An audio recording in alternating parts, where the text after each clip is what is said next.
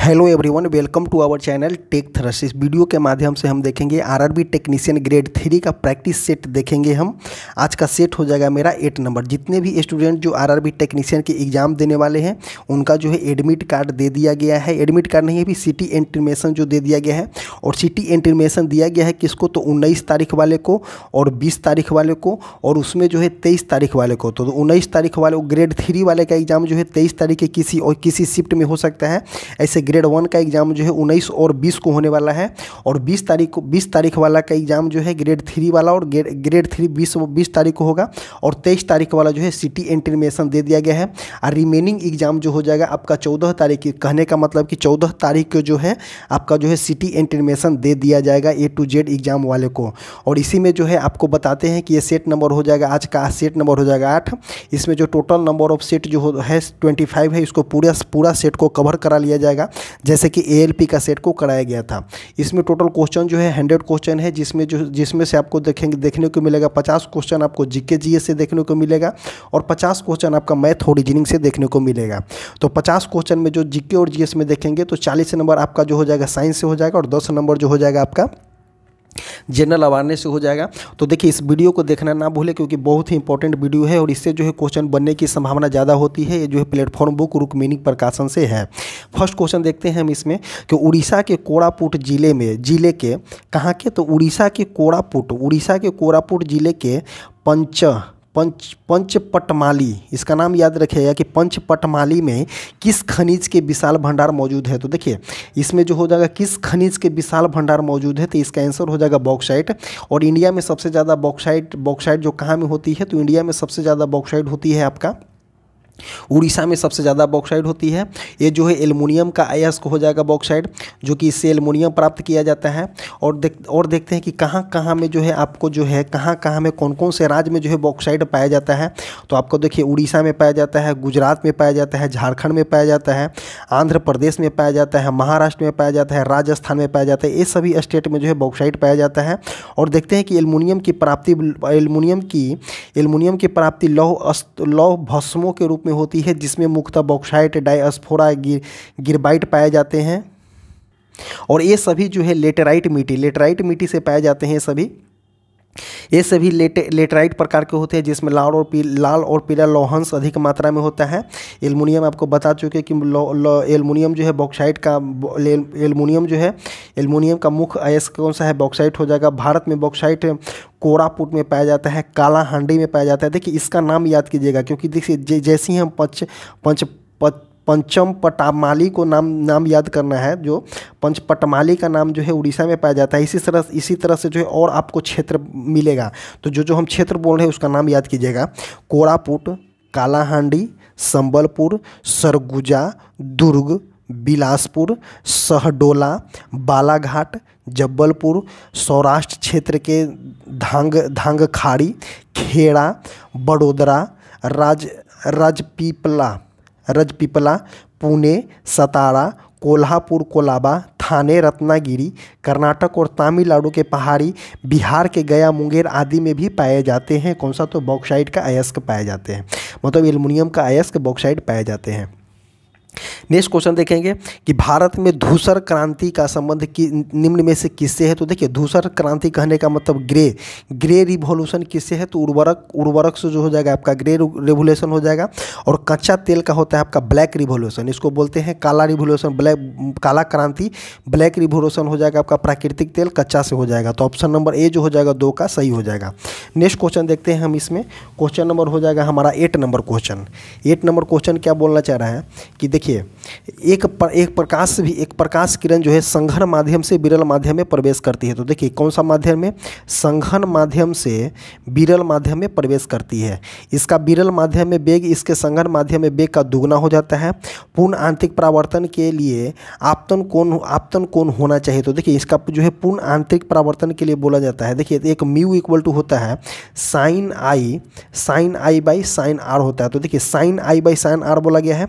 और जैसे बोला है कि संपूर्ण आंतरिक परावर्तन होता है जो इसका बोला गया है क्या कि इसका जो है विरल माध्यम में वेग जो होता है संघर माध्यम के वेग से जो होता है ज़्यादा होता है। तो देखिए विरल माध्यम से वेग जो हो जाएगा संघर माध्यम से ज़्यादा हो जाएगा तो 1/2 हो जाएगा, और 1/2 जहाँ में हो जाएगा तो देखिए इसका आंसर हो जाएगा आपका 30 डिग्री जो हो जाएगा आंसर हो जाएगा। नेक्स्ट क्वेश्चन देखते हैं, यदि नेत्रों के सामने क्या बोला गया है, यदि नेत्रों के सामने प्रकाश का स्रोत अचानक तीव्र हो जाता है तो उस कंडीशन में क्या होता है। तो देखिए लेंस का फोकस का बदलना हटा दीजिए, लेंस का फोकस बदलना नहीं होता है। दृष्टि पटल के रुधिर सप्लाई को कम होता है। तो देखिए दृष्टि पटल को रुधिर सप्लाई कहने के बाद ब्लड सप्लाई, तो ब्लड सप्लाई से इसका कोई रिलेटेड नहीं है। तो पुतली का सिकुड़ जाना, यहाँ पे यही इसका आंसर हो जाएगा कि पुतली का सिकुड़ जाना। जैसे ही देखिए जैसे ही आप जाते हैं अंधेरे में जाते हैं, जैसे लाइट से आप अंधेरा में जाते हैं तो आपका देखिए ज़्यादा प्रकाश की आवश्यकता होती है। क्या बोला गया है, यदि नेत्र प्रकाश के स्रोत में अचानक देखिए जैसे ही आप लाइट से जो है अंधेरा में जाते हैं या अंधेरा से जो होता है लाइट में आते हैं, तो देखिए अंधेरा से अगर लाइट में जाते हैं तो आपको प्रकाश की कम आवश्यकता होती है। तो उस कंडीशन में जो होता है आपका पुतली जो होता है सिकुड़ जाता है। जैसे ही पुतली सिकुड़ेगा तो आपका जो है परितारिका एक होता है, परितारिका जो होता है आपका कम जो है प्रकाश को अंदर जाने देगा और आप जो है आसानी से देख पाते होंगे। और सडनली आप जाते हैं तो देखिए कुछ थोड़ा सा अचंभव टाइप का लगता है, तो उसी कंडीशन किसके लिए होता है, तो पुतली का सिकुड़ना यहाँ पे इसका आंसर हो जाएगा। और देखते हैं नेत्र का परितारिका भाग जो होता है विशिष्ट रंग को प्रदान करता है। कॉर्निया के माध्यम से प्रकाश नेत्र में प्रवेश करता है। रेटिना प्रकाश को विद्युत आवेशों में परिवर्तित करता है। तो देखिए इसका ये वाले लाइन जो होता है रेटिना जो होता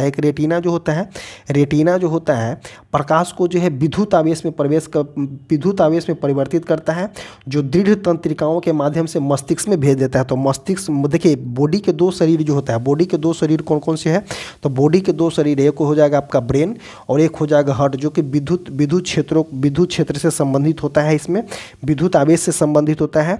और जो होता है रेटिना जो होता है लाइट को किस में बदल देता है, रेटिना जो होता है प्रकाश को विद्युत आवेश में बदल देता है। और जब विद्युत आवेश में बदल करके किसको दे देता है, तो तंत्रिका तंत्र को दे देता है। उस माध्यम में मस्तिष्क माध्यम का तंत्रिका के माध्यम से मस्तिष्क में भेजा जाता है और हम किसी चीज़ को जो है अनुभव कर सकते हैं। तो इसका आंसर कौन सा हो जाएगा, आंसर जो हो जाएगा 9 का सी हो जाएगा। नेक्स्ट क्वेश्चन देखते हैं हम, क्वेश्चन नंबर 10 हो जाएगा कि यदि वृत्ताकार गति करते हुए किसी पिंड की चाल और त्रिज्या दुगनी कर दी जाए तो अभिकेंद्रीय त्वरण का मान कितना हो जाएगा। तो देखिए अभिकेंद्रीय त्वरण की मान पूछा गया है। तो अभिकेंद्रीय त्वरण इक्वल टू फार्मूला होता है क्या, v² फार्मूला होता है। अब इसमें आप देखिए कि किसको दुगना किया जा रहा है। तो यदि वृत्ताकार गति करते हुए किसी पिंड के चाल एवं त्रिज्या दोनों को दुगना करना बोला गया। तो देखिए यहाँ पे चाल को दुगना कीजिएगा तो कितना हो जाएगा, 4 हो जाएगा। और यहाँ पे r को दुगना कीजिएगा तो कितना हो जाएगा, 2 हो जाएगा। 2 हो जाएगा मतलब कि r से दोगुना हो गया 2, इसको जो स्क्वायर है तो यहाँ पे क्या हो जाएगा 4 हो जाएगा। और इसको काट दीजिएगा तो कितना हो जाएगा, तो 2 हो जाएगा। तो ए कितना हो जाएगा, ए से कितना हो गया है, तो दुगुना यहाँ पे इसका आंसर हो जाएगा। तो ऑप्शन नंबर सी जो हो जाएगा इसका सही हो जाएगा। नेक्स्ट क्वेश्चन देखते हैं, यदि प्रकाश एक सीधी रेखा में चलते चलते एक जो है लघु किंतु स्थिर कोण के मुड़ जाए तो यह घटना को क्या बोलते हैं।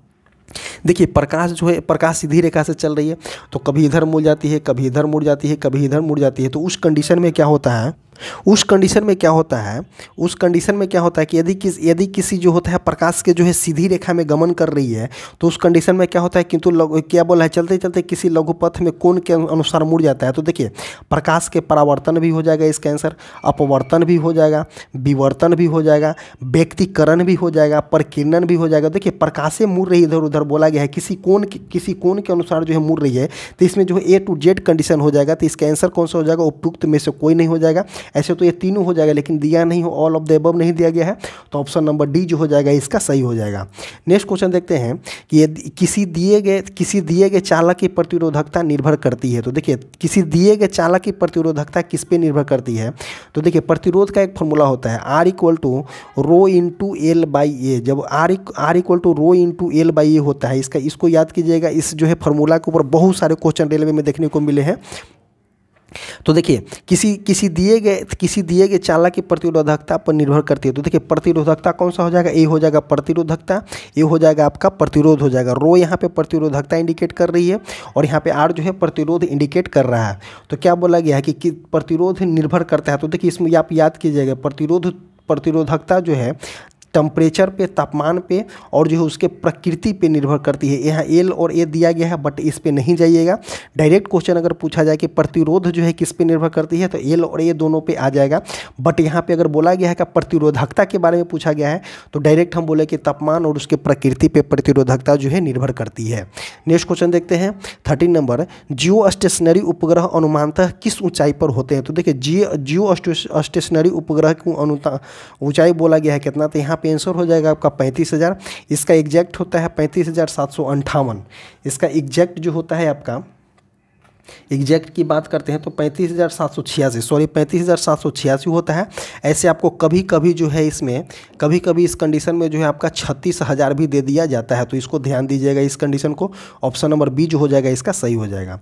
नेक्स्ट क्वेश्चन देखते हैं कि किसी परिपथ में कौन सा पद जो है विद्युत पावर को प्रदर्शित नहीं करता है, नहीं करने के पूछा गया है। एक आंसर होता है P बराबर VI, एक क्या होता है P बराबर होता है VI, एक होता है V बराबर IR, V बराबर होता है IR। तो देखिए इसको इसमें सब्स्टिट्यूट करते जाइएगा तो आपको आंसर मिलते चला जाएगा। तो देखिए P बराबर VI है, तो देखिए अगर यहाँ पे V का मान हम रखेंगे, इसका जो है कलम को चेंज कर लेते हैं, तो यहाँ पे देखिए P लिए जैसे ही, तो यहाँ देखिए V का मान हम क्या रखेंगे, I इंटू IR रखेंगे। तो देखिए V का मान, I तो यहाँ पे दिया गया है, V का मान IR हो जाएगा। तो I स्क्वायर R सेटिस्फाई किया तो ऑप्शन नंबर सी जो है सेटिस्फाई कर गया। और उसी तरह से इसको P बराबर तो VI आंसर है, और ए वाला भी पुट कर जाए, ये ए वाला भी जो है सेटिस्फाई कर देता है। जैसे देखिए P बराबर VI है और V बराबर है यहाँ पे IR। तो देखिए यहाँ पे हम किसका मान रखेंगे, I का मान रखेंगे P के कंडीशन में। I का मान जब हम P के कंडीशन में रखेंगे, इसको भी ये तो P बराबर भी आंसर हो जाएगा, इसको भी कर लिए और ये भी सेटिस्फाई कर जाएगा। कैसे करेगा, तो देखिए P बराबर, अब यहाँ पे हमको किसका मान रखना है, अब यहाँ पे हमको I का मान रखना है। तो I बराबर क्या हो जाएगा, V/R हो जाएगा। तो देखिए V into V/R, V square by R हो गया, तो ये भी सेटिस्फाई करेगा। तो कौन नहीं कर रहा है, तो I into R square satisfy नहीं कर रहा है, तो इसका आंसर कौन सा हो जाएगा, 14 का ए हो जाएगा। नेक्स्ट क्वेश्चन देखते हैं कि 5 कूलम के आवेश को दो बिंदुओं के बीच जो है 16 वोल्ट का विभवांतर है, तो मूव करने में कितना जो है कार्य किया जाएगा। तो देखिए इसका बोला गया है क्या कि 5 कूलम दिया गया है, Q का मान कितना दिया गया है, 5 कूलम दिया गया है, और जो दो बिंदुओं के बीच विभवांतर कितना दिया गया, V बराबर आपका दिया गया है 16 वोल्ट दिया गया है। और क्या पूछा गया है, आपका W की मान पूछा गया है। देखिए W बराबर यहाँ पे एक फॉर्मूला होता है, W बराबर यहाँ पे फॉर्मूला होता है, मतलब कि ऊर्जा इक्वल टू फॉर्मूला हो जाएगा Q बाई V हो जाएगा। तो देखिए Q का मान कितना दिया गया, 5 दिया गया है, और V का मान दिया गया है 16 वोल्ट दिया गया। तो 16×5 80 जूल यहाँ पे आंसर हो जाएगा, क्योंकि यहाँ पे वर्क निकाल रहे हैं, तो 80 जूल इसका आंसर हो जाएगा। तब 15 के B जो हो जाएगा सही हो जाएगा। नेक्स्ट क्वेश्चन देखते हैं कि निम्नलिखित में से किसे जो है भारत के राष्ट्रपति द्वारा नियुक्त नहीं किया जाता है। तो देखिए भारत के राष्ट्रपति के द्वारा किनको नियुक्त नहीं किया जाता है, तो राज्य उच्च न्यायालय के न्यायाधीश को जो है भारत के राष्ट्रपति द्वारा नियुक्त किया जाता है। राज्य के राज्यपालों को भी नियुक्ति जो है भारत के राष्ट्रपति के द्वारा ही किया जाता है। भारत के मुख्य न्यायाधीश की नियुक्ति भी जो है उच्च न्यायालय के मुख्य न्यायाधीश, उच्चतम न्यायालय के मुख्य न्यायाधीश इसको बोल सकते हैं। तो भारत के मुख्य न्यायाधीश की भी नियुक्ति जो है राष्ट्रपति के द्वारा किया जाता है। बट यहाँ पे राज्यों में जब मुख्यमंत्री पूछा गया है, तो राज्यों में मुख्यमंत्री की नियुक्ति जो है राज्यपाल के द्वारा किया जाता है। राज्यपाल जो होता है राष्ट्र का प्रधान होता है, और जो है मुख्यमंत्री जो होता है जो सरकार का प्रधान होता है। तो इसका ऑप्शन कौन सा हो जाएगा, ऑप्शन नंबर ए जो हो जाएगा यहाँ पे सही हो जाएगा। नेक्स्ट क्वेश्चन देखते हैं कि चंद्रगुप्त प्रथम के बाद गुप्त साम्राज्य की बागडोर किसने संभाली थी। तो पूछा गया है कि चंद्रगुप्त प्रथम के बाद, तो देखिए गुप्त वंश, सबसे पहले गुप्त वंश की स्थापना देखेंगे तो गुप्त वंश की स्थापना किसने किए थे, तो श्रीगुप्त किए थे। श्रीगुप्त अपना उत्तराधिकारी किसको बनाया था, तो घटोत्कच को बनाया था। और घटोत्कच का उत्तराधिकारी कौन हुआ था, तो चंद्रगुप्त प्रथम हुआ था। और घटोत्कच का उत्तराधिकारी कौन हुआ था, तो चंद्रगुप्त प्रथम हुआ था। और वही चंद्रगुप्त प्रथम के उत्तराधिकारी कौन हुआ था, तो समुद्रगुप्त हुआ था। और समुद्रगुप्त के उत्तराधिकारी कौन हुआ था, तो समुद्रगुप्त द्वितीय हुआ था। और समुद्रगुप्त द्वितीय को ही हम क्या बोलते हैं, विक्रमादित्य की उपाधि समुद्रगुप्त द्वितीय ही प्राप्त किया था। और आपको बता दें कि समुद्रगुप्त द्वितीय के दरबार में जो है 9 रत्न रहते थे। इसका आंसर कौन सा हो जाए कि चंद्रगुप्त प्रथम के बाद गुप्त साम्राज्य की बागडोर समुद्रगुप्त के हाथ में आ गई थी। नेक्स्ट क्वेश्चन देखेंगे हम यहाँ पे। नेक्स्ट क्वेश्चन देखेंगे 28 नंबर क्वेश्चन। 28 नंबर क्वेश्चन क्या बोल रहा है कि ध्वनि की तीव्रता को मापने के लिए निम्नलिखित में से किस मात्रक का उपयोग किया जाता है। तो देखिए, पास्कल का उपयोग कब किया जाता है तो दाब मापने के लिए।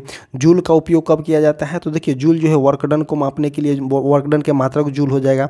यहाँ जो है रेडियो सक्रियता का मात्रक जो हो जाएगा क्यूरी हो जाएगा। तो यहाँ पे किसका हो जाएगा तो ध्वनि के मापने के लिए डेसिबल का यूज करते हैं। एक बेल इक्वल टू 10 डेसिबल होता है। कितना तो एक बेल इक्वल टू 10 डेसिबल होता है। तो ऑप्शन नंबर सी जो हो जाएगा यहाँ पे सही हो जाएगा। नेक्स्ट क्वेश्चन देखते हैं, क्वेश्चन नंबर 29। क्वेश्चन नंबर 29 क्या बोलना चाह रहा है, निम्नलिखित में से किस उपकरण का उपयोग जो है प्रत्यावर्ती धारा को दिश धारा में परिवर्तित करने के लिए किया जाता है। तो देखिए, आप जो है बचपन में बहुत देखे होंगे, जब जो है गाँव में लाइन नहीं आया हुआ तो उस कंडीशन में जो है टीवी चलाया जाता था। तो टीवी चलाने के लिए हम कौन सा उपयोग करते थे तो कभी कभी एसी टीवी भी चलाया जाता था। ये तो उसके ऊपर बात करेंगे कि डीसी भी चलाया जाता था, तो उसके ऊपर भी हम बात करेंगे। तो देखिए, उस टाइम के बच्चे जो है बहुत अच्छे तरीके से जानते होंगे। या क्या बोला गया, प्रत्यावर्ती धारा का मतलब होता है एसी। और जो आपको बता दें, प्रत्यावर्ती धारा का मतलब होता है एसी। और जो है डायरेक्ट धारा पूछा गया है, दिष्ट धारा का मतलब होता है डीसी। और इससे बोलना क्या चाह रहा है कि निम्नलिखित में से किस उपकरण का उपयोग जो है प्रत्यावर्ती धारा को दिष्ट धारा में उपयोग किया जाता है। तो देखिए, उस टाइम जो था हम लोग के पास सबसे पहले बैटरी था। तो बैटरी से क्या बनाना होता था, हमको एसी बनाना होता था रंगीन टीवी चलाने के लिए। तो उसका हम क्या उपयोग करते थे तो हम जो यूज करते थे इन्वर्टर हो जाएगा। तो इसका आंसर हो जाएगा कौन, डीसी से एसी कौन सा हो जाता है, इन्वर्टर हो जाता है। और एसी से डीसी कन्वर्ट करने के लिए हम रिएक्टिफायर का यूज करते हैं। उसका हिंदी नाम होता है दिष्टकारी। तो ये दोनों का नाम याद कर लीजिएगा कि एसी से डीसी बनाने के लिए हम रिएक्टिफायर का यूज करते हैं और डीसी से एसी बनाने के लिए हम इन्वर्टर का यूज करते हैं।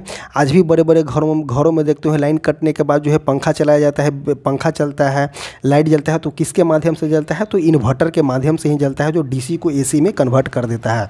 तो ऑप्शन नंबर 29 का कौन सा हो जाएगा, सी हो जाएगा।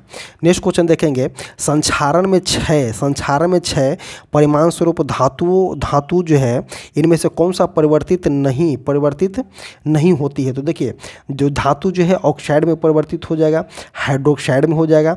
जब हाइड्रोक्साइड हो जाता है यहाँ पे सल्फाइड भी हो जाएगा। जैसे कि देखिए, एजी जो है सूर्य के प्रकाश में जो है उपस्थित रहता है। तो जिसके कंडीशन जो कभी कभी जो है सल्फाइड की उपस्थिति के कारण एजी सल्फाइड बन जाता है। तो इसका ऑप्शन कौन सा हो जाएगा, ऑप्शन हो जाएगा सी, जो पैरा ऑक्साइड नहीं बनता है। और धातु के ऑक्साइड बता दें आपकी, धातु के ऑक्साइड जो होता है आपका क्षारीय होता है और अधातु के ऑक्साइड जो होता है अम्लीय होता है। तो इसका ऑप्शन कौन सा हो जाएगा, ऑप्शन नंबर 30 का सी हो जाएगा। नेक्स्ट क्वेश्चन देखेंगे, Na2CO3 10H2O को क्या कहा जाता है। तो देखिए, Na2CO3 10H2O को हम क्या बोलते हैं तो धोने वाला सोडा बोलते हैं। कौन सा बोलते हैं तो Na2CO3 को हम क्या बोलते हैं तो Na2CO3 को हम धोने वाला सोडा बोलते हैं। तो ऑप्शन नंबर कौन सा हो जाएगा, ऑप्शन नंबर सी जो हो जाएगा यहाँ पे सही हो जाएगा। अब बेकिंग पाउडर दूसरा हो जाएगा, बेकिंग सोडा भी यहाँ पे दूसरा हो जाएगा। तो इसका ऑप्शन कौन सा हो जाएगा, 31 का सी हो जाएगा।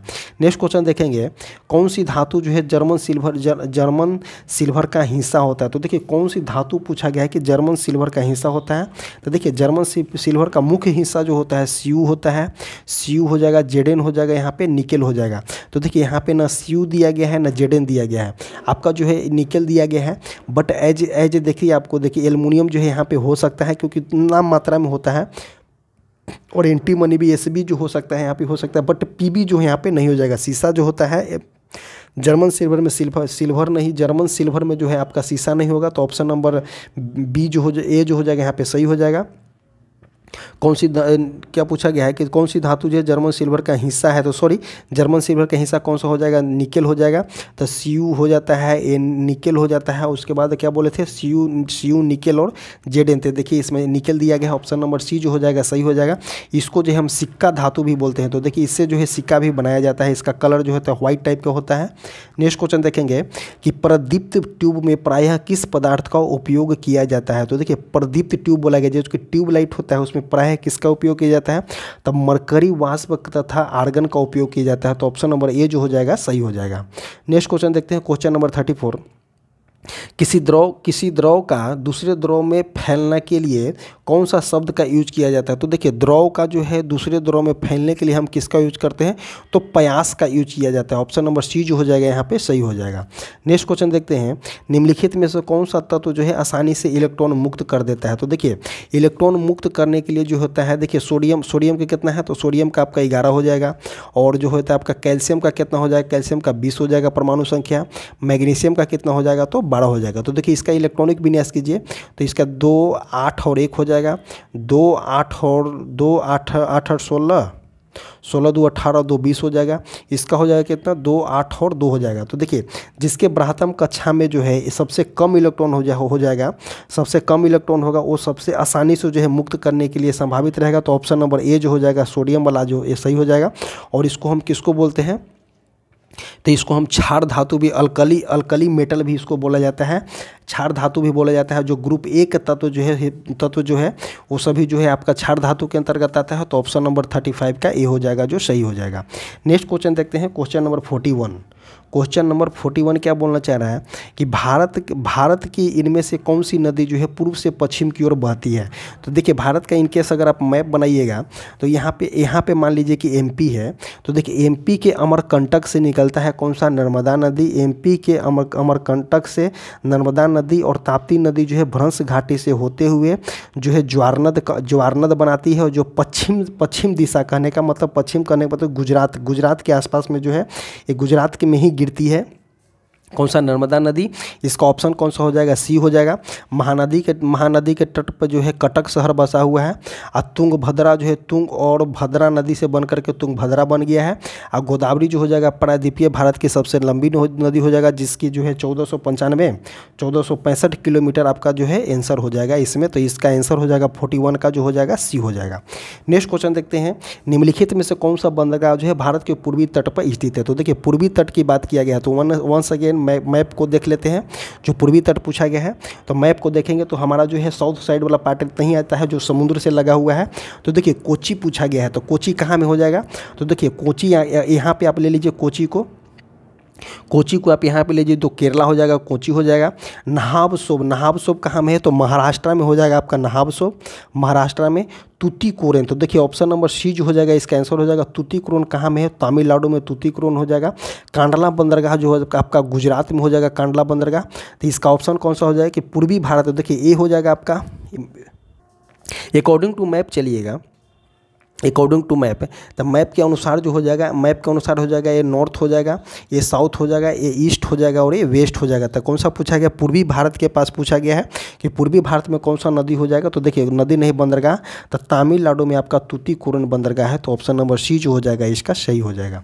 नेक्स्ट क्वेश्चन देखते हैं हम इसमें, question number 47। Question number 47 question क्या बोलना चाह रहा है, देखिए थोड़ा सा रीजनिंग से क्वेश्चन है कि उत्तराखंड में कौन सा शहर है, मसूरी है। तो शिलोंग कहाँ में है, तो शिलोंग कहाँ में है, तो मेघालय की राजधानी शिलोंग। ऑप्शन नंबर सी जो हो जाएगा सही हो जाएगा। नेक्स्ट क्वेश्चन देखते हैं कि निम्नलिखित में से कौन सा प्रतिक्रिया की दर जो है धीमा कर देता है। तो देखिए धीमा करने के पूछा गया, तो देखिए उत्प्रेरक का काम क्या है, उत्प्रेरक के काम जो है रिएक्शन को बढ़ा देना और घटा देना। जैसे कि इसमें दिया गया है कि जो है प्रतिक्रिया को धीमा कर देता है। तो प्रत्येक प्रवर्तक, असमांगी प्रवर्तक, समांगी प्रवर्तक। तो इसका ऑप्शन कौन सा हो जाएगा कि ऋणात्मक उत्प्रेरक जो हो जाएगा जो है अभिक्रिया के दर को क्या कर जाएगा, कम कर देगा। तो ऑप्शन नंबर डी जो हो जाएगा यहाँ पे सही हो जाएगा। नेक्स्ट क्वेश्चन देखते हैं, निम्न ऑक्साइडों में कौन सा जो है जल में घुलनशील है। तो देखिए फेरस ऑक्साइड जो है जल में घुलनशील नहीं है। जो देखिए लोहा जल में घुलनशील है, नहीं है। जेडन जिंक ऑक्साइड ये भी नहीं हो जाएगा, पीबी भी नहीं हो जाएगा।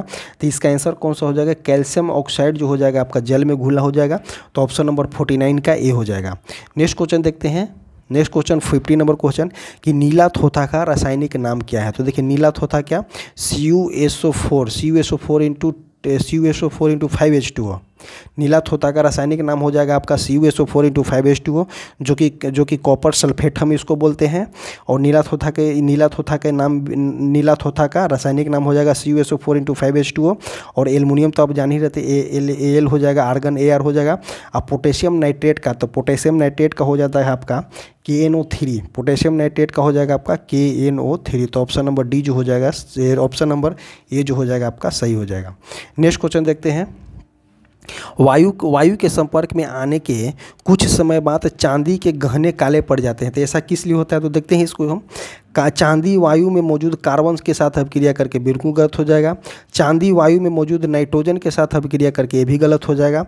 चांदी वायु में मौजूद सल्फर के साथ अभिक्रिया करके सल्फर सल्फाइड बना लेता है। देखिए चांदी जो है वायु में मौजूद कौन सा है? तो वायु में मौजूद आपका सल्फर है। वायु में मौजूद कौन सा है? तो वायु में मौजूद सल्फर है। और सल्फर के साथ अभिक्रिया करके चांदी जो है वायु में मौजूद सल्फर है, और सल्फर के साथ अभिक्रिया करके क्या बनेगा? Ag2S बना देगा। कौन सा बना देगा? तो Ag2S बना देगा। Ag2S को हम क्या बोलेंगे? तो सिल्वर सल्फाइड बोलते हैं Ag2S को। इसका नाम याद कर लीजिएगा क्योंकि एग्जाम में पूछा गया क्वेश्चन है। नेक्स्ट क्वेश्चन देखते हैं। निम्न में से कौन सा तत्व जो है कमरे के ताप पर अभिलाक्षणिक गंध युक्त हरी पीली गैस के रूप में होते हैं? तो देखिए अभिलाक्षणिक गंध पूछा गया है, वो कौन सा? तो पीली और हरी गैस के रूप में होता है। तो इसका आंसर कौन सा होगा? जो कार्बन डाइऑक्साइड नहीं, आयोडीन नहीं होगा, हाइड्रोजन सल्फाइड भी नहीं हो जाएगा, कार्बन मोनोऑक्साइड भी नहीं होगा। तो इसका आंसर कौन सा हो जाएगा? क्लोरीन जो हो जाएगा इसका आंसर हो जाएगा। नेक्स्ट क्वेश्चन देखते हैं। Question number 53 number question. 53 number question क्या बोल रहा है कि दृढ़ता प्रदान करने वाले उत्तक को हम क्या बोलेंगे? तो देखिए दृढ़ता प्रदान करने वाले उत्तक को हम क्या बोलेंगे? मृदुत्तक उत्तक, स्थूल उत्तक, पोषावाहन। तो देखिए फ्लोएम जो हो जाएगा पोषावाहन हो जाएगा। और एक कौन सा हो जाएगा? स्थूल उत्तक, दृढ़ उत्तक और जाइलम भी जो हो जाएगा आपका, हटा दीजिए इसको। तो विभिजोत्तक उत्तक, पोषाहन उत्तक, फ्लोएम उत्तक और वायुत्तक उत्तक। तो देखिए इसका आंसर कौन सा हो जाएगा? दृढ़ता परिणाम करने के लिए स्थूल उत्तक और दृढ़ उत्तक और दारू या जाइलम का उपयोग किया जाता है। जाइलम जो होता है जल का परिवहन करता है, और फ्लोएम जो होता है फूड का परिवहन करता है। और इसका जो है फ्लोएम का जो है द्विदिशात्मक जो है परिवहन करता है। कौन सा? फ्लोएम। नेक्स्ट क्वेश्चन देखते हैं। निम्न में से कौन सा जो है पौधे सर्पगंधा कहलाती है? तो देखिए सिनकोना की आप छाल यूज किए होंगे, जानते होंगे कि सिनकोना की छाल जो है मलेरिया के दवाई बनाने के लिए किया जाता है। यहाँ हो जाएगा रोबोफिलिया का यूज किया जाता है आपका सर्पगंधा में, जिसका उपयोग किया जाता है हाई बीपी प्रेशर के लिए। उसके बाद यूज किया जाता है आपका अस्थमा वाले लोगों के लिए, अनिंद्रा वाले लोगों के लिए इसका रोबोफिलिया का यूज किया जाता है। नेक्स्ट क्वेश्चन देखते हैं कि मूल रोम जो है अधिक विकसित होता है। तो देखिए मूल रोम जो होता है सबसे ज़्यादा विकसित किस में होता है? तो देखिए शाक वाले में नहीं हो जाएगा, वृक्ष वाले में भी नहीं हो जाएगा। तो मूल रोम सबसे ज़्यादा विकसित किस में होता है? तो झाड़िये वाले में हो जाएगा। इसका आंसर कौन सा हो जाएगा? 55 का बी हो जाएगा। नेक्स्ट क्वेश्चन देखते हैं। क्वेश्चन नंबर 58 क्वेश्चन नंबर 58 नहीं, क्वेश्चन नंबर देखेंगे 61 क्वेश्चन नंबर क्या बोल रहा है कि हाल ही में गुजरात के बड़ोदरा स्थित भारत का पहला राष्ट्रीय रेल और परिवहन संस्था का नाम बदल करके क्या कर दिया गया है? तो गति शक्ति विश्वविद्यालय कर दिया गया है। ऑप्शन नंबर ए जो हो जाएगा सही हो जाएगा। इसका नाम याद कीजिएगा कि गति शक्ति विश्वविद्यालय है। ऑप्शन नंबर ए जो हो जाएगा सही हो जाएगा। नेक्स्ट क्वेश्चन देखते हैं। भारत सरकार ने हर साल किस तिथि को संविधान हत्या दिवस के रूप में मनाने का निर्णय लिया है? तो संविधान हत्या दिवस के रूप में मनाने का निर्णय जो है आपका 25 जून को लिया गया है। 25 जून को जो है संविधान की हत्या दिवस मनाने का निर्णय लिया गया है। अब 25 जून कब से? 25 जून 1971 को जो है इंदिरा गांधी के द्वारा जो है देश में आपातकाल लगाया गया था। उसी के दिन जो है 25 जून को संविधान हत्या दिवस मनाने की घोषणा की है भारत सरकार के द्वारा। और 23 अगस्त को जो है राष्ट्रीय स्पेस डे मनाया जाता है, मतलब कि राष्ट्रीय प्रौद्योगिकी अंतरिक्ष डे बनाया जाएगा आपका 23 अगस्त को राष्ट्रीय वाला। और 14 अगस्त को जो है 15 अगस्त को जो आपका हो जाएगा 15 अगस्त को मनाया जाता है। कौन सा? तो 15 अगस्त को आपको मनाया जाता है स्वतंत्रता दिवस। और 14 अगस्त को जो है विभाजिता दिवस मनाया जाता है। तो ऑप्शन नंबर इसका जो हो जाएगा 62 का ए जो हो जाएगा सही हो जाएगा। नेक्स्ट क्वेश्चन देखते हैं हम यहाँ पे। क्वेश्चन नंबर हो जाएगा आपका 68 क्वेश्चन क्या बोलना चाह रहा है? 68 क्या बोलना चाह रहा है? ट्रिप्सिन बदलता है। तो देखिए ट्रिप्सिन जो होता है, ट्रिप्सिन प्रोटीन्स को जो है पेप्टोन्स में बदल देता है। ट्रिप्सिन ट्रिप्सिन जो है प्रोटीन को जो है पेप्टोन में बदल देता है। 68 का ए जो हो जाएगा सही हो जाएगा। नेक्स्ट क्वेश्चन देखते हैं, NaCl में N की ऑक्सीकरण संख्या क्या होगी। तो देखिए NaCl में पूछा गया है N की ऑक्सीकरण संख्या। तो सबसे पहले हम इसको जो है निकालने की कोशिश करेंगे कि किस तरह से हम इसको निकालते हैं N का ऑक्सीकरण संख्या। तो देखिए सबसे फर्स्ट हम किसको क्या निकालेंगे, NCl, सॉरी NaCl नहीं है, NCl हो जाएगा। तो देखिए यहाँ पे क्लोरीन का जो है, क्लोरीन का ऑक्सीडेशन नंबर कितना हो जाएगा। तो क्लोरीन के प्रथम कक्षा में 1 इलेक्ट्रॉन होता है। तो देखिए इसको जो है 1 इलेक्ट्रॉन कौन सा हो जाएगा, ऑक्सीडेशन नंबर किसका हो जाएगा, क्लोरीन का -1 हो जाएगा। तो देखिए यहाँ पे कि NCl3 X के लिए N के लिए X लीजिए और Cl3 के लिए कौन सा लीजिएगा, तो Cl3 के लिए आप ले लीजिए -1 जो है ऑक्सीडेशन नंबर हो जाएगा। यहाँ पे 3 से गुना कर दिए क्योंकि 3 को हो जाएगा यहाँ पे, और X बराबर कितना हो जाएगा, x बराबर हो जाएगा आपका -3 = 0। तो x बराबर कितना हो जाएगा, +3। तो इसमें आंसर कौन सा हो जाएगा, 69 का ए जो हो जाएगा सही हो जाएगा। नेक्स्ट क्वेश्चन देखते हैं कि मनुष्य के श्वसन तंत्र में वायु की मात्रा कम होने पर निम्न में से किसकी उपस्थिति श्वसन तंत्र में वायु मार्ग को निपतित नहीं होने देता है। तो देखिए कंडारा की हटा दीजिए, स्नायु हटा दीजिए, मांसपेशी हटा दीजिए। तो इसका ऑप्शन कौन जाएगा, उपास्थि बल्ब जो हो जाएगा आपका आंसर हो जाएगा। नेक्स्ट क्वेश्चन देखते हैं कि पौधे में कार्बोहाइड्रेट जो होता है किस रूप में पाया जाता है। तो देखिए पौधे में कार्बोहाइड्रेट जो है आपका ग्लूकोज के रूप में पाया जाता है। तो 71 का ए हो जाएगा। नेक्स्ट क्वेश्चन देखते हैं कि एक पीढ़ी से दूसरी पीढ़ी में वंशगति के माध्यम को क्या बोलते हैं। देखिए एक पीढ़ी से दूसरे पीढ़ी में वंशागति के अध्ययन को हम क्या बोलेंगे, अनुशासिक बोलेंगे। तो ऑप्शन नंबर कौन सा हो जाएगा, अनुवंशिक बोलेंगे। तो ऑप्शन नंबर ए जो हो जाएगा इसका सही हो जाएगा। नेक्स्ट क्वेश्चन देखते हैं कि कच्चा फल पकने पर रंग बदल लेता है, इसका कारण क्या होता है। तो देखिए कच्चा फल जो पकने पर जो होता है क्लोरोप्लास्ट जो होता है क्रोमोप्लास्ट में बदल जाता है। देखिए क्लोरोप्लास्ट मतलब कि क्लोरोफिल की उपस्थिति में जो है हरे पेड़ पौधे प्रकाश संश्लेषण करते हैं, क्लोरोप्लास्ट हो जाएगा। और वही क्लोरोप्लास्ट जो है क्रोमोप्लास्ट में बदल जाता है। क्रोमोप्लास्ट में जैसे ही बदल जाएगा कलर जो है ऑटोमेटिक चेंज हो जाता है। तो ऑप्शन नंबर देखिए इसका ऑप्शन नंबर कौन सा हो जाएगा, क्लोरोप्लास्ट क्लोरोफिल में गलत हो जाएगा। क्रोमोप्लास्ट क्रोमोसोम में भी गलत हो जाएगा। क्लोरोप्लास्ट जो है क्रोमोप्लास्ट में बदल जाता है। ऑप्शन नंबर 73 का सी हो जाएगा। नेक्स्ट क्वेश्चन देखते हैं कि डेंगू बुखार का कारण क्या है। तो देखिए डेंगू बुखार जो होता है मच्छर को काटने से होता है, जो कि एक वायरस संबंधित बीमारी है। और वायरस संबंधित बीमारी है तो इसमें कौन सा हो जाएगा, डीएनए धारक और वे वायरस हो जाएगा कौन सा, तो डीएनए धारक और वो वायरस, इसका 74 का ए जो हो जाएगा आंसर हो जाएगा। नेक्स्ट क्वेश्चन देखते हैं।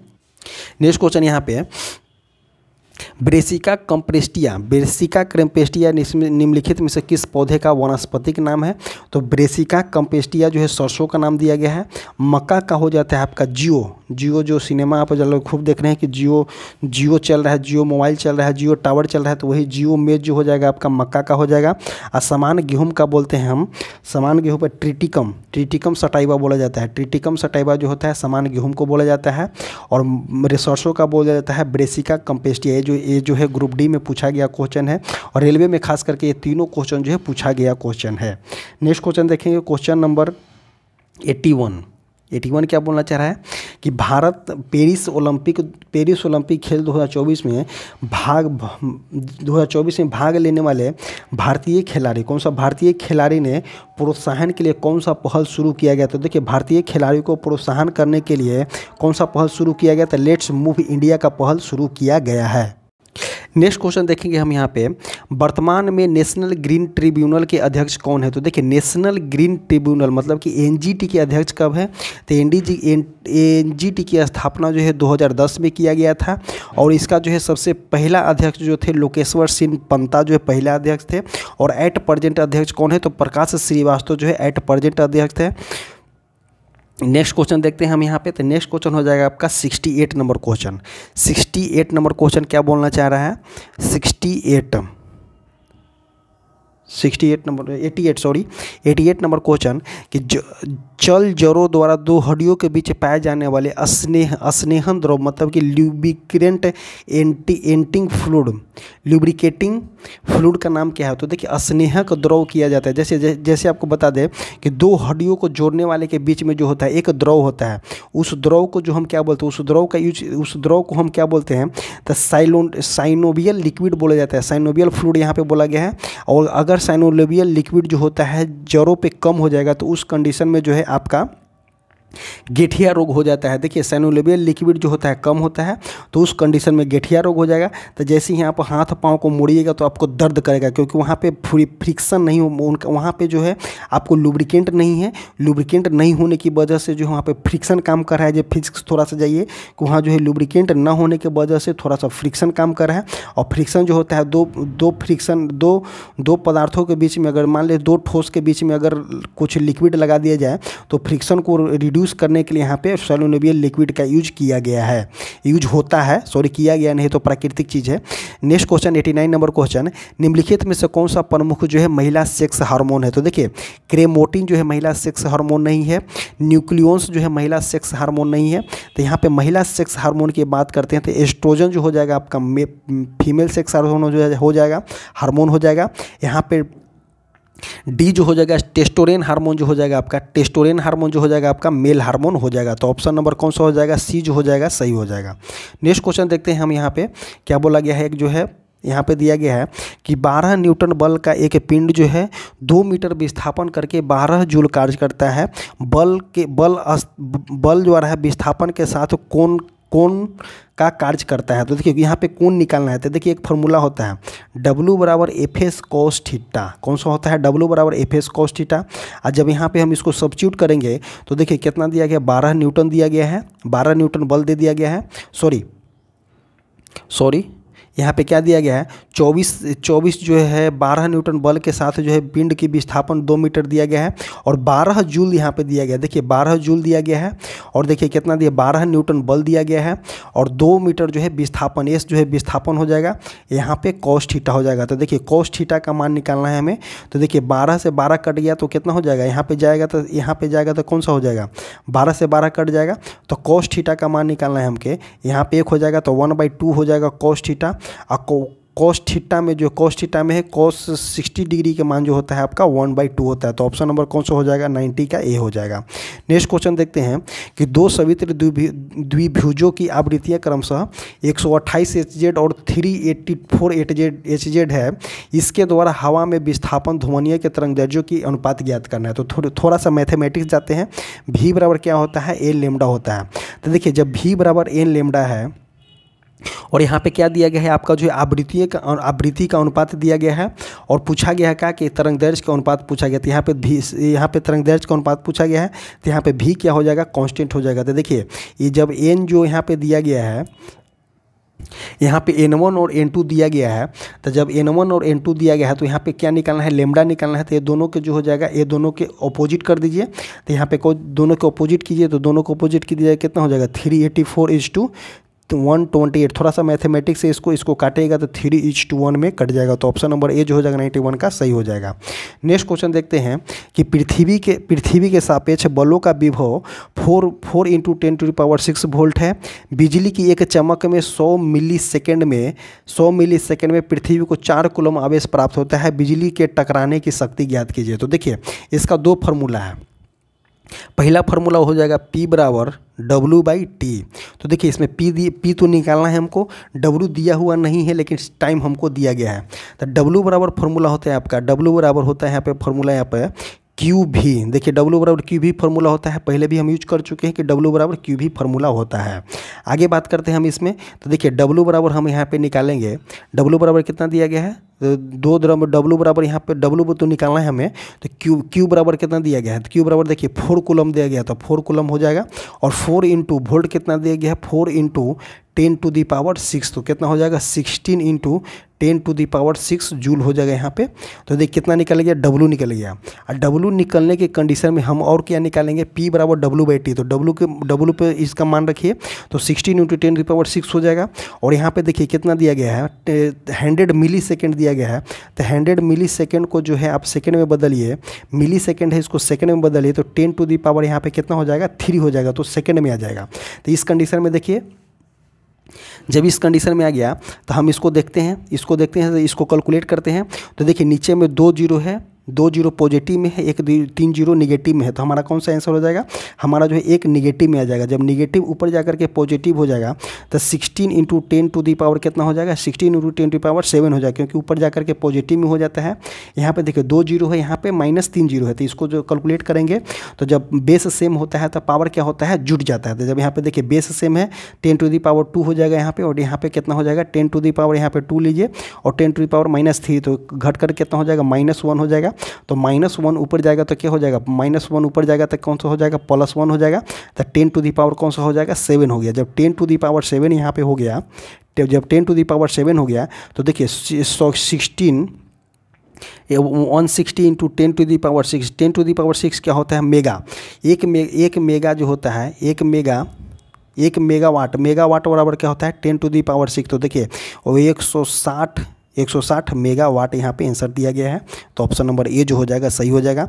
इसका जो है स्क्रीनशॉट ले लीजिएगा, जैसे जैसे बनाए हम उसको आप बना लीजिएगा, क्योंकि देखिए एग्जाम में देखिए आप जो इसी सेट से आपको अनुभव लग जाता होगा कि लगभग 10 के आसपास जो है 7 से 8 क्वेश्चन जो है आपको जो है न्यूमेरिकल से देखने को मिल रहा है। न्यूमेरिकल से क्वेश्चन जो है डायरेक्ट सब्स्टिट्यूट कीजिए और बनाइए, वैसा क्वेश्चन है इसमें। और एज सेम आपको एग्जाम में भी देखने को मिलेगा, थोड़ा बहुत डाटा का हेर फेर रहेगा। बस नेक्स्ट क्वेश्चन देखते हैं। 93 नंबर क्वेश्चन जो है स्क्रीन पे बनाना पॉसिबल नहीं है, जो स्क्रीन पे बनाना पॉसिबल होता है हम उसको बना लेते हैं। तो इसका आंसर कौन सा हो जाएगा 22 हो जाएगा।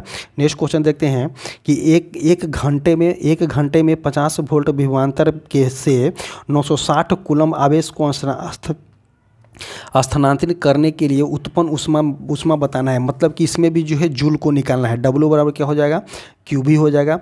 Q का मान कितना दिया गया है 960 कूलम दिया गया है, और जो यहाँ पे 5 वोल्ट दिया गया है। जब इसको पूरा कैलकुलेट कीजिएगा तो उस कंडीशन में आपका 48 किलो जूल यहाँ पे आंसर आ जाएगा। कौन सा 48 किलो जूल, 94 का कौन सा हो जाएगा, ए हो जाएगा।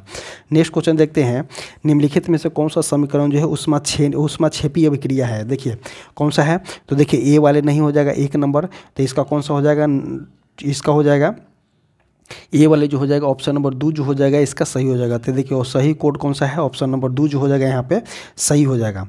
नेक्स्ट क्वेश्चन देखते हैं। नेक्स्ट क्वेश्चन नहीं है, इतना ही क्वेश्चन है। तो देखिए आपको जो है आरआरबी टेक्नीशियन में टोटल क्वेश्चन जो हो जाएगा आपका 100 हो जाएगा, और 100 में जो है 50 क्वेश्चन जीके जीएस का है, और जीके जीएस से ही आप जो है महत्वपूर्ण इसमें स्कोरिंग कर सकते हैं। क्योंकि देखिए आप मैथ और रीजनिंग जो 25 पूछा जाएगा, उससे एटलीस्ट 25 पूछा जाएगा, तो 20 से लेकर के 22 जो है आप ईच एंड एवरी सेक्शन में बना सकते हैं। बट जो है आपका स्कोरिंग किस में करना है, इसमें स्कोरिंग करना है, और इसी में स्कोर के आधार पर ही जो है आपका मार्क्स तैयार किया जाएगा। सो आपको बता दें कि जितने भी स्टूडेंट हैं इसको देखना ना भूलें, जो बहुत ही महत्वपूर्ण है।